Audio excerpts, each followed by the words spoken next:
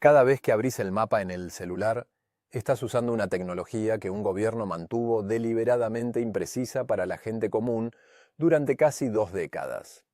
La versión que casi todo el mundo cuenta sobre cómo empezó esa historia arranca con un avión de pasajeros derribado a mitad de la noche. Es una buena historia, pero no es exactamente lo que pasó.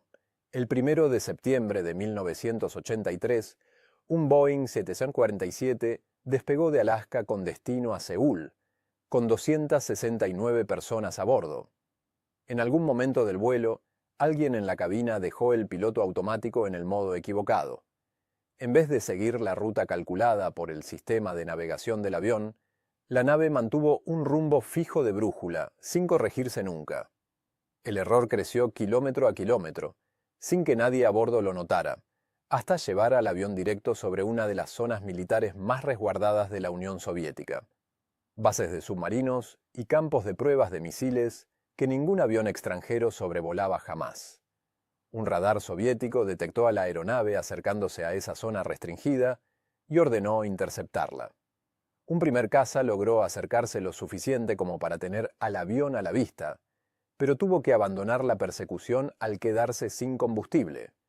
Los cazas de esa base volaban con los tanques deliberadamente limitados, una medida tomada años antes para que ningún piloto pudiera desertar volando hacia otro país. Nadie a bordo del avión de pasajeros supo, en ningún momento, que acababa de esquivar algo.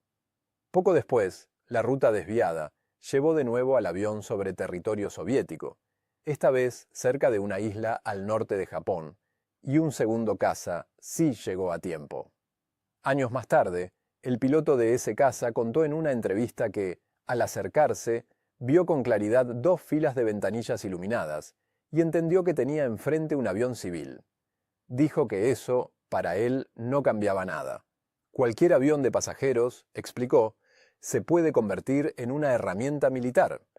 Señaló al avión con las luces del caza, sin respuesta desde la otra cabina. Recibió la orden de disparar, lanzó 2 misiles y el avión cayó al mar sin dejar sobrevivientes.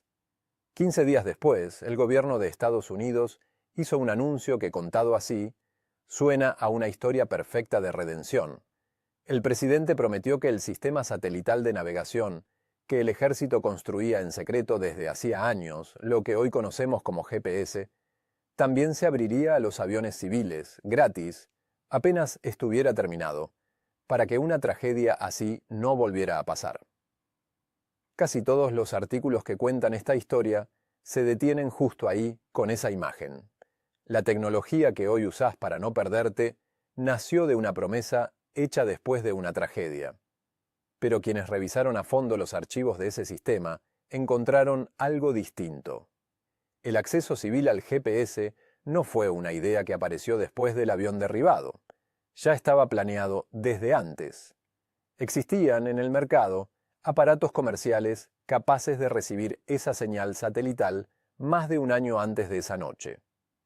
Lo que el anuncio realmente hizo no fue inventar un uso civil que no existía, fue comprometer en público, en un momento de presión internacional, algo que ya venía en marcha desde antes. Y hay otra parte de la historia que la versión simple tampoco cuenta.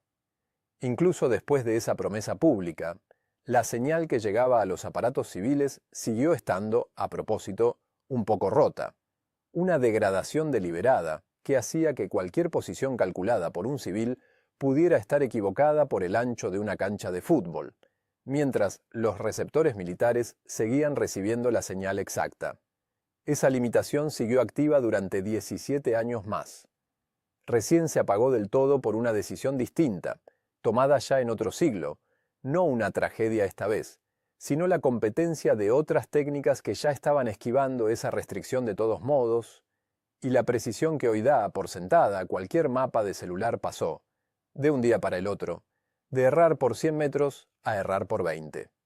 La próxima vez que una noticia cuente que una tecnología se abrió para todos, justo después de una tragedia, vale la pena preguntarse cuánto de esa decisión ya estaba tomada de antes, y cuánto es solamente el momento elegido para anunciarla en voz alta.